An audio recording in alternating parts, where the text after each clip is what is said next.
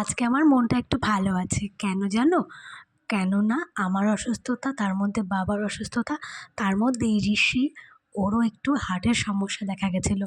পরপর ৩ বার ওর ইসিজি করিয়েছে আর আজকে ওর ইকোর ডেট ছিল। ইকো করার পর জানা গেল যে ওর যে প্রবলেমটা আছে সেটা তেমন কিছুই না, নরমাল একটু সমস্যা হয়েছিল, তাই ইসিজিটা চেঞ্জে এসেছিলো বা খারাপ এসেছিলো।